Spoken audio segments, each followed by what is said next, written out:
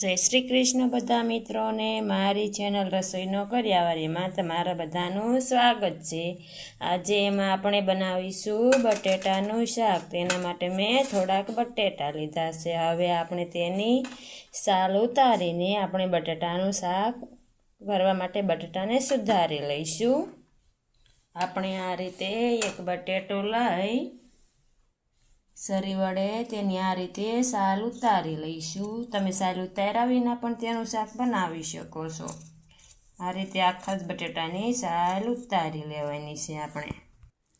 તમે જોઈ શકો છો આ રીતે આપણે બટેટાની સાલ ઉતારી લઈને આખા બટેટામાંથી પછી આપણે તેને વાટકામાં મૂકી દઈશું। એ જ રીતે આપણે બધા જ બટેટાની સાલને ઉતારી લઈશું। આપણા બટેટાની સાલ ઉતરી ગઈ છે। હવે આપણે તેને સુધારી લઈશું। આપણે આ રીતે એક વાટકો લઈ તેમાં આમ બટેટું લઈ આ રીતે શીરું કરી આ રીતે મીડિયમ સાઈઝના બટકા થાય એ પ્રમાણે બધા જ બટેટાને મોળી લેવાના છે। તમે જોઈ શકો છો આ સાઈઝના બટકા કરવાના।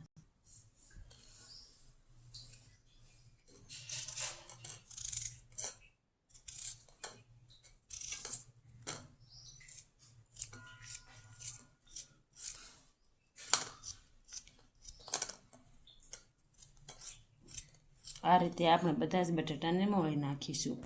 તમે જોઈ શકો છો આપણા બટેટા મોળાઈ ગયા છે। આ એક વાટકો મેં મોળી લીધા છે। આપણા બટેટા સુધારાઈ જાય એટલે આપણે તેમાં આ રીતે ઉપરથી પાણી નાખી દઈશું જેથી બટેટા ધોવાઈ જાય સરસ। હવે આપણે શાક વઘારવા માટે તેમાં 5 પાવડા તેલ નાખીશું।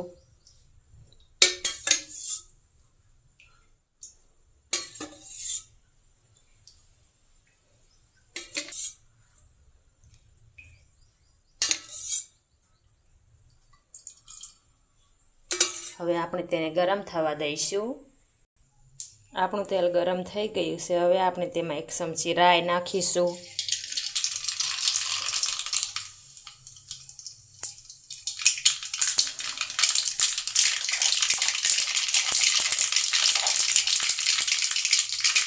અડધી ચમચી આખું જીરું,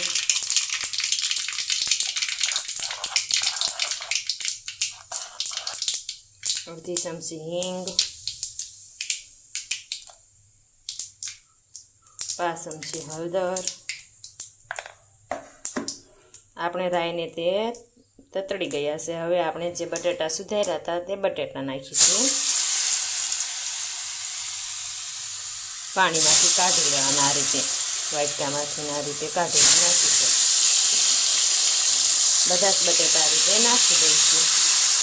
આપણા બટેટા નખાઈ ગયા છે બધા જ। તો હવે આપણે તેને સારી રીતે હલાવી લઈશું અને મિક્સ કરી લઈશું તેલમાં।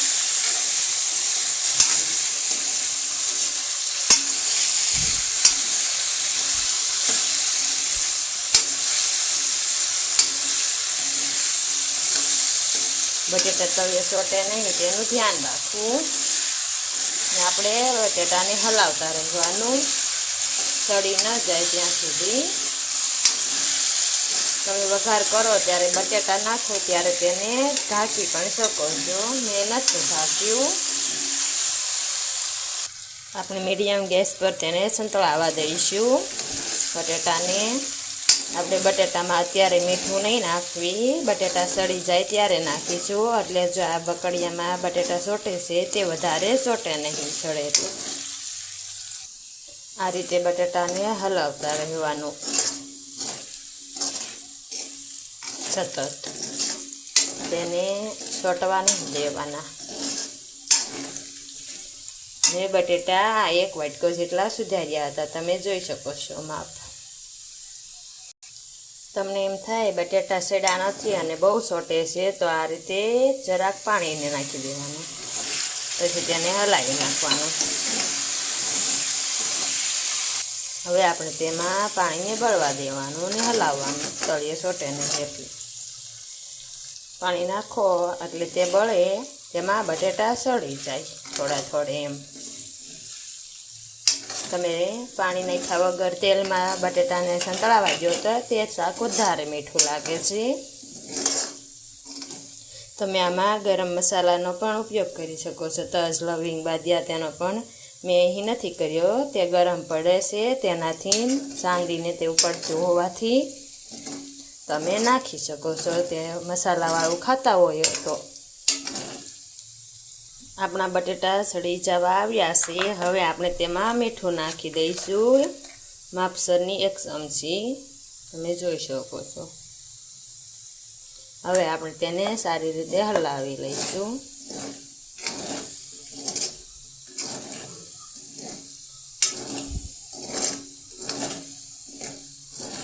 આપણા બટેટા સળી ગયા છે. તો હવે આપણે તેમાં લાલ મરચું જે લસણવાળું ખાંડેલું છે તે હું નાખીશ.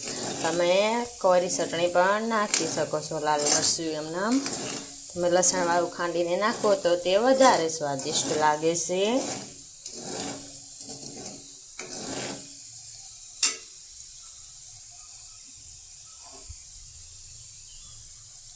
આ રીતે હું તેલમાં જ મરચું નાખી દઈશ અને ત્યારે ધીમો ગેસ કરી નાખો, તેનાથી મરચું બળી ન જાય. એટલે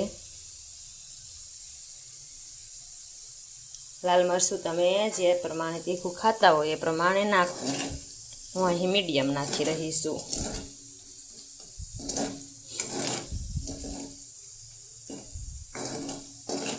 પછી મરચું નાખીને આમ સારી રીતે હલાવી લેવું ને મરચાંની ગળ્યું હોય તેને આમ ચમચા વડે ભાંગી લેવી.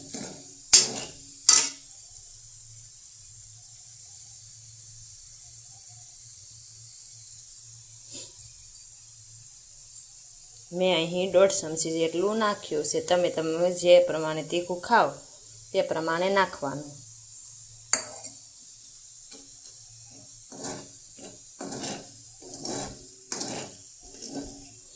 આપણું મરચું પાકી ગયું છે. તો હવે આપણે તેમાં રસાવાળું કરવા માટે પાણી નાખી દઈશું. જો તમારે રસાવાળું ન ખાવું હોય તો આ રીતે કોરું મોરું પણ ખાઈ શકો છો. આમાં તમે થોડીક ખાંડ નાખીને આમ કોરું મોરું ખાઈ શકો છો.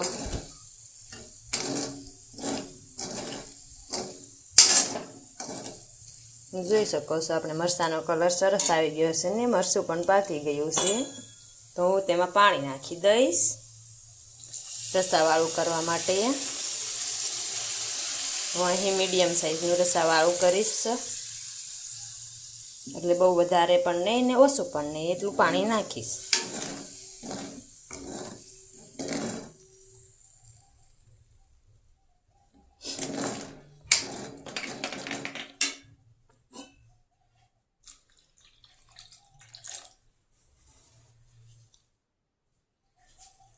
પાણી નાખીને આપણે તેને હલાવી લઈશું. આ રીતે પાણી નાખ્યા પછી આપણે ફૂલ ગેસ થોડોક કરી દઈશું. સાવ ફૂલ નથી કરવાનો, ધીમો સેજ રાખીને એ પ્રમાણે પછી તેને ઉકળવા દેવાનું છે. અહીં મેં 500 ગ્રામમાં જે બટેટામાં થોડુંક સડવા માટે પાણી નાખ્યું હતું એટલું ઓછું, એટલે કે બે ઘોંટડા જેટલું એટલું ઓછું પાણી નાખ્યું છે. 500 ગ્રામ જેટલું નાખ્યું છે.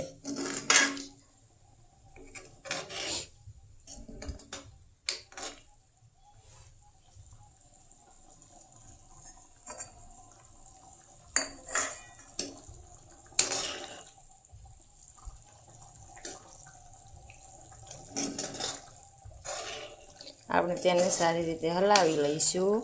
અને તમારે બટેટા આ રીતે ભાંગવા હોય તો ભાંગી પણ શકો છો. તેનાથી ઘાટો રસો થાય છે.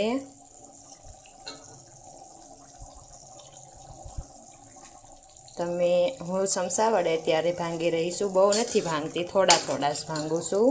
એટલા માટે તમે વધારે શાક હોય તો આપણી ભાજી જેનેથી પીસવી તેનેથી પણ પીસી શકો છો. આપણું બટેટાનું શાક ઉકળી રહ્યું છે.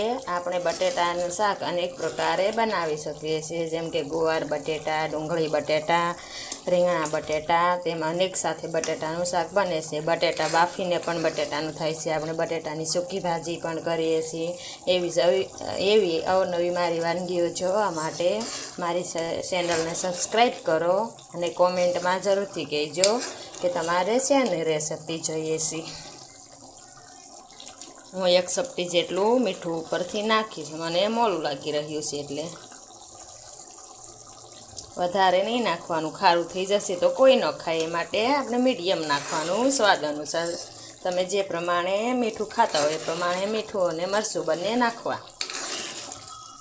બીજાના પ્રમાણે ન નાખવા, નહીંતર તીખું કે મોળું લાગશે. આપણે જે પ્રમાણે ખાતા હોય એ પ્રમાણે જ નાખવું. આપણું બટેટાનું શાક સારી રીતે ઉકળી ગયું છે, તમે જોઈ શકો છો. તે હળવા માંડ્યું છે, ઉપર બબુડિયા બોલી રહ્યા છે. હવે આપણે તેમાં અડધી ચમચી જેટલું ધાણા જીરું નાખીશું. ધાણા જીરું પાવડર એટલે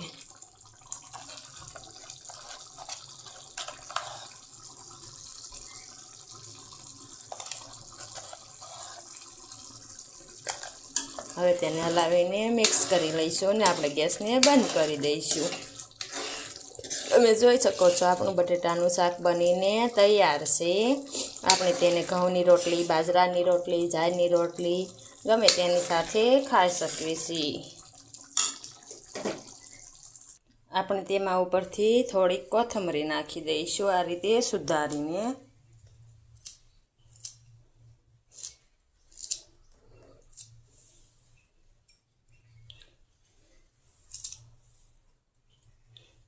હવે આપણે તેને હલાવી લઈશું ને મિક્સ કરી નાખીશું. જો તમને કોથમરી ભાવતી હોય તો જ નાખવી, ન ભાવતી હોય તો નહીં.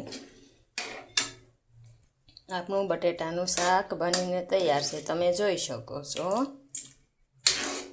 આપણે તેમાં ઉપરથી ગરમ મસાલો ચપટીક નાખીશું. તમે જોઈ શકો છો. હું હથેળીમાં લઈ 1 ચપટી જેટલું નાખીશ.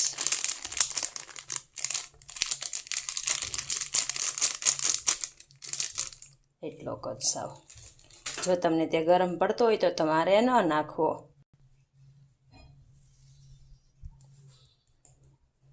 હવે તેને હું હલાવીને મિક્સ કરી લઈશ.